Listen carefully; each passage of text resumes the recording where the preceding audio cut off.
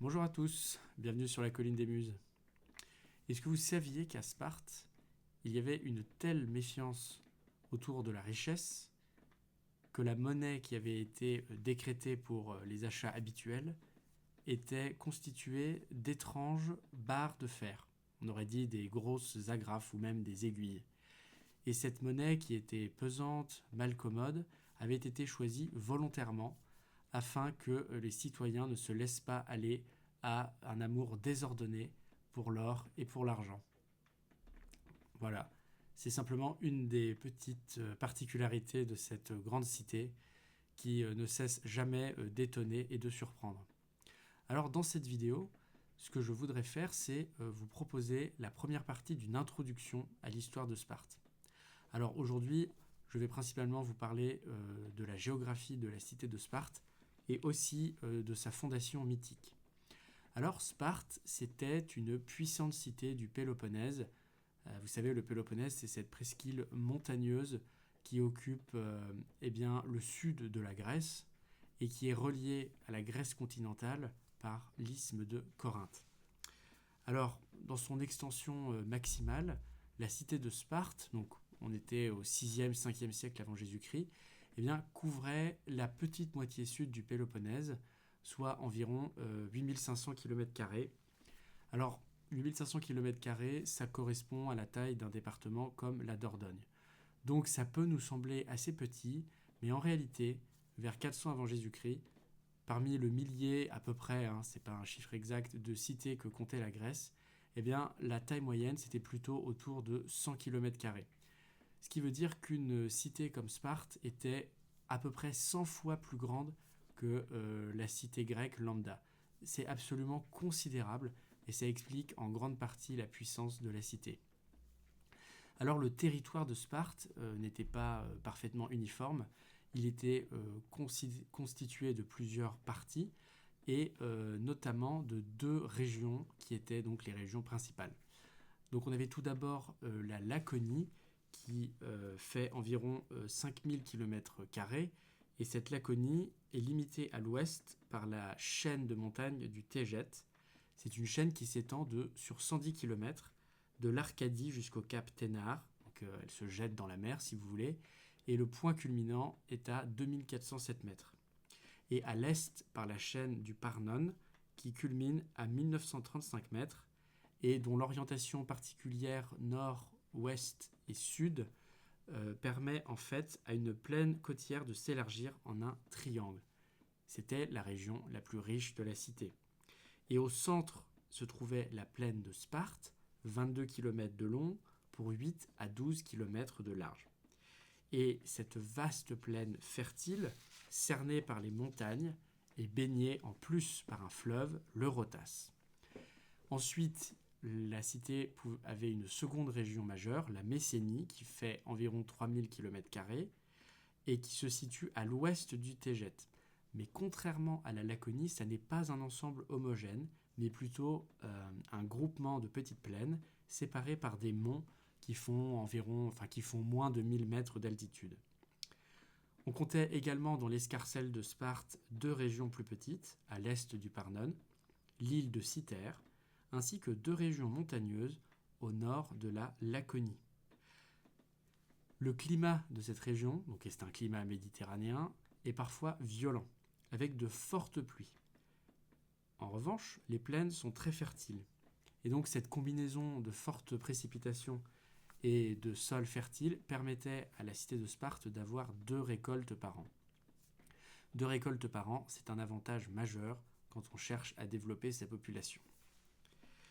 Alors, la ville de Sparte à proprement parler, qui n'est pas la cité, les deux étant des éléments distincts, on pourra revenir dessus si ça vous intéresse, dites-le moi dans les commentaires, la ville de Sparte était située sur la rive droite de l'Eurotas. Elle avait une forme irrégulière, bien loin de ce l'on imagine être les canons de l'urbanisme des anciens. Elle comptait de nombreux temples et sanctuaires, par exemple un temple à Poséidon et également à Zeus et Aphrodite Olympien. On y trouvait aussi un théâtre, une agora et une acropole. Bref, toutes choses qui sont constitutives dans notre esprit de la cité grecque. Mais il y avait quelque chose de particulier à Sparte, c'est que ces monuments étaient peu impressionnants et ne rendaient pas parfaitement compte de la puissance de la cité. Du reste, la disposition urbaine était particulière, très lâche, avec une faible densité de population, car en réalité, Sparte était constituée de plusieurs bourgades. Et bien qu'il y ait eu dans cette belle plaine des réalisations artistiques majeures, comme des sculptures monumentales, il semble que la cité n'ait jamais élevé d'édifices comparables en richesse et en grandeur au Parthénon de l'acropole d'Athènes. Alors voilà pour le cadre géographique. À présent, j'aimerais vous présenter la chronologie simplifiée de Sparte. Aujourd'hui, on va simplement parler des origines mythiques qui sont encore très incertaines. Et de manière générale, sachez déjà que la chronologie de Sparte dure environ un millénaire. Disons que un millénaire, c'est la fourchette haute, et 8 siècles, c'est la fourchette basse. Alors il faut savoir qu'avant Sparte, il y a eu des civilisations brillantes qui se sont succédées dans le Péloponnèse. Alors il serait trop long de toutes les énumérer, mais je voudrais au moins m'arrêter sur l'une d'entre elles. Donc entre 1500 et 1200 avant Jésus-Christ, le territoire de Sparte fut occupé par les Mycéniens, une brillante civilisation de l'âge du bronze qui perdura de 1700 à 1100 environ et qui domina à une époque tout le Péloponnèse, une bonne partie de la Grèce continentale, ainsi que les îles comme la Crète dont elle provient, et également les Cyclades. Et donc cette première époque, on peut l'appeler le temps des mythes, et il s'étend de 1170 à 770 avant Jésus-Christ. Vous verrez que dans ces vidéos, je vais essayer parfois de placer des éléments de contexte pour que vous puissiez vous repérer dans l'histoire de Sparte.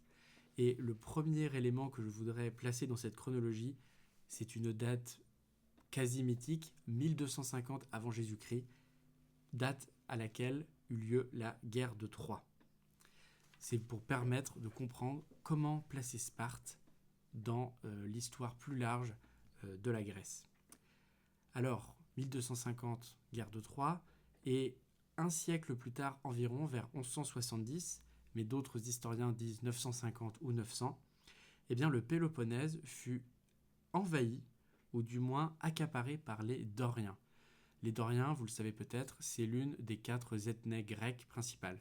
Un ethnos, c'est un peuple ou une tribu. Dans la mythologie spartiate, cet événement, bien réel, l'arrivée des Doriens dans le Péloponnèse, est associé au retour des Héraclides.